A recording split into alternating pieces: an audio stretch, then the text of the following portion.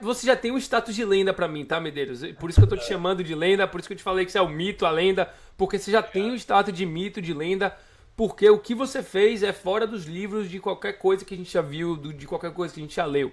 Então, pra quem não conhece o Medeiros, vocês não sabem o que vocês vão ouvir. Mas antes disso, eu só quero fazer mais uma pergunta em relação à sua saúde. Você falou que você testa muito, você falou que você sempre faz esses exames de sangue. Como tá os seus exames de sangue assim, na prática, depois de 6 anos na dieta carnívora? Não, são exames normais, Anthony. O colesterol ali, como a gente sabe, sobe um pouco, mas a gente sabe que isso daí é um reflexo da ingestão de baixos carboidratos, né? Então, nada assim, nada de diferente, né, cara? Nada de diferente. Mas só que dentro dessa história próxima que a gente vai contar, né, cara, a gente pode passar um pouco aí sobre essa questão que eu tive dois problemas de saúde, independente da dieta, né, que foi uma tromboembolia, né, cara. Eu tive dois momentos de tromboembolia na minha carreira aí, uma sendo 3 meses antes de um Mundial de Ultraman, né, cara. Depois de uma operação, a gente teve esse problema e logo depois, há 3 meses, quase 3 meses antes também, das 100 milhas, eu tive mais um caso de tromboembolia. A gente está tentando entender aí o porquê disso, mas a gente tem aí uma sinalização muito grande que isso daí tenha vindo das vacinas, né? O médico que me acompanha, a gente tem vários relatos hoje, não sei se você conhece, mas a gente tem vários relatos hoje de morte de atletas depois das vacinas, né? Mortes assim totalmente inexplicáveis, pessoas com saudáveis morrendo, né? E não só atletas, mas outras pessoas também. Então a gente está aí botando a conta na vacina. Uhum. Que é, se é isso mesmo. Mas fora isso, todos os meus exames estão totalmente normais, cara. Totalmente normais. Totalmente normais, 6 anos na dieta carnívora, comendo carne, ovo, queijo, gordura saturada lá em cima, bacon. Seu coração tá que nem o de um Normal. bebê recém-nascido, não é isso? Normal, graças a Deus. Tanto Você que ele faz. me salvou, tanto que ele me salvou, né? Nesse primeiro relato que eu tive de tromboembolia, os médicos relataram, né, que a minha capacidade como atleta que me salvou, né? Então, se eu não tivesse um histórico e uma baixa inflamação, né, do corpo pela dieta carnívora, sem dúvida nenhuma eu já não estaria nesse planeta, né, cara? Uau! Então você dá o fato de você estar desinflamado fazendo a dieta carnívora como uma das razões de ter te Sem, salvado nesse tromboembolismo. sem dúvida nenhuma. E o histórico como atleta, né? Porque Aham. um relato de um dos médicos de Goiânia falou que, no meu caso, as pessoas não conseguem nem chegar no hospital, brother. E eu passei ali quase um dia inteiro sofrendo ali de dores e falta de respiração, porque estava tentando entender ali o que estava acontecendo comigo, né? Até que um dos médicos interferiu e falou, não, leva ele para emergência. Mas ele falou, cara, eu não sei como você está vivo, porque o que você teve era para você nem ter chegado no hospital, ainda mais ficar horas e horas sem atendimento médico, né, cara? Então, pela capacidade anti-inflamatória da nossa dieta carnívora, eu coloco a conta nisso, né? Eu não sei, fisiologicamente a gente não conseguiu entender ainda, né?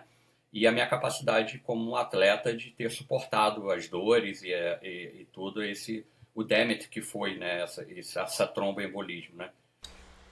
Caramba, Medeiros, tô todo arrepiado aqui ouvindo essa história, velho. É uma coisa impressionante, assim, e graças a Deus que, pra quem acredita em Deus, né, que você conseguiu se sair bem. E não só isso, depois de 3 meses você ainda foi correr uma prova, correto? Sim, cara, E- cara, é assim, a gente vai morrer um dia, né, cara? Então, eu Ainda- espero que eu faleça dessa forma, né? Gostando do que eu faço. Eu tenho até tatuado nas minhas costas aqui, antes mesmo de tudo ter acontecido, aquela frase em latim, Memento Mori, né? Um dia você vai morrer, né, cara? Então quando a gente acorda todo dia pensando dessa forma, o estoicismo faz muita parte da minha vida também. Eu leio bastante, né, cara? Eu sou adepto, muito adepto a leitura estoica, né? Então, isso me ajuda muito a entender. Então, como você falou, depois de tudo ter acontecido, todos os especialistas que eu passei, médicos, até mesmo a minha sócia, a nutricionista Letícia Moreira, quando eu falei que a gente ia se recuperar, que nós íamos disputar o Mundial de Ultraman na ilha de Kona, e além disso, né, cara, eu falei assim, vamos subir essa régua aí, vamos fazer isso tudo em jejum. Cara, foi assim, um desespero total aqui.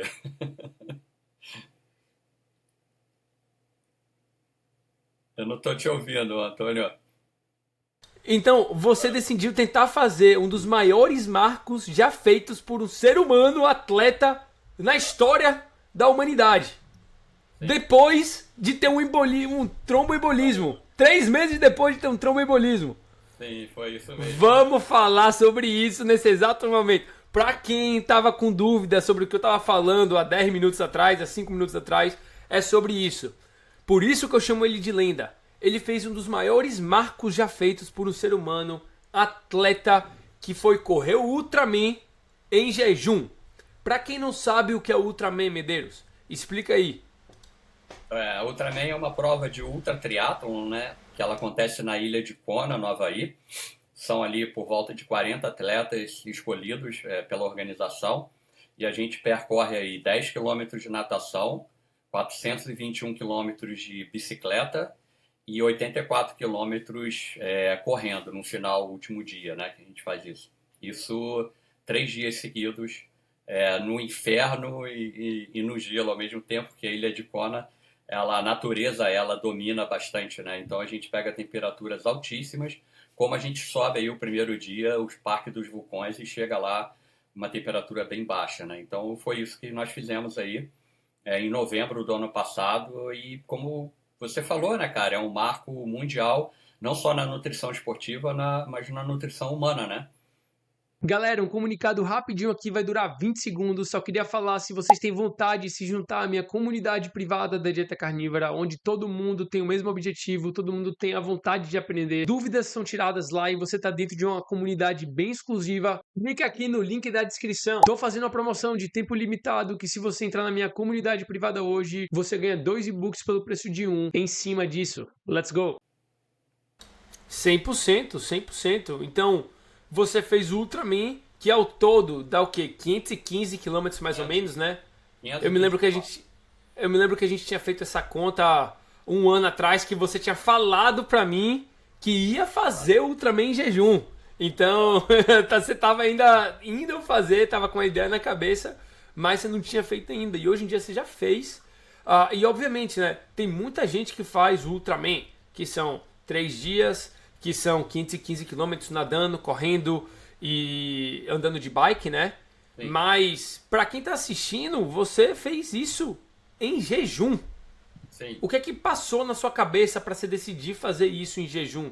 Que você até mesmo falou, né? Você teve o tromboembolismo e depois você ainda falou, não, bora fazer Ultraman em jejum.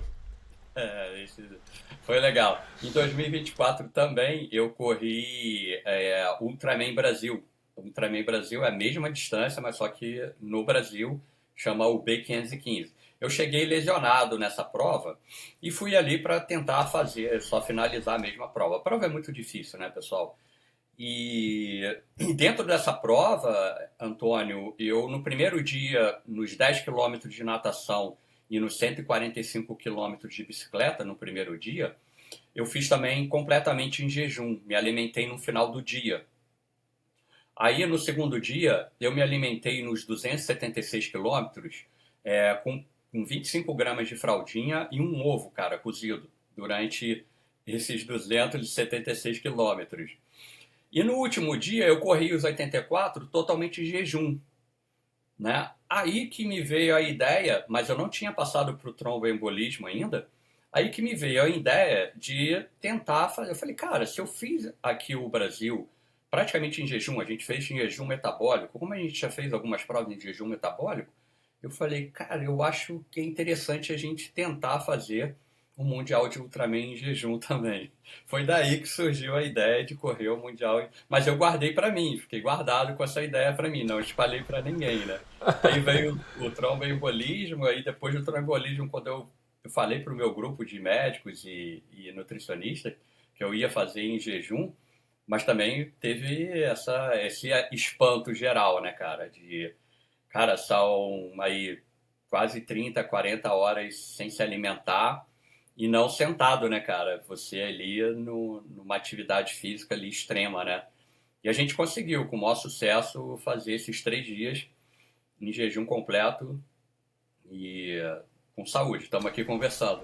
Então você diria que foi um sucesso fazer tudo isso? Como é que você se sentiu? Como é que foi a sua prova comparado com outras provas que você já fez antes, onde você não estava em jejum? Porque assim, só de você já ser um atleta cetogênico, né, um atleta carnívoro, um atleta que queima gordura em vez de estar queimando carboidrato, isso já podia ser uma conversa por si só, né? A E, comparação entre o carboidrato e sem carboidrato. Agora, a comparação entre você estar cetogênico e não comer, você viu uma diferença também? Você acha que melhorou sua performance? cara, os números mostram que eu estava bem próximo de todos os números que eu fiz no cetogênico, até mesmo com high carb, né? Porque eu faço essa prova, é a minha nona participação nessa distância, né? Então eu comecei com muito carboidrato lá, primeira prova, né?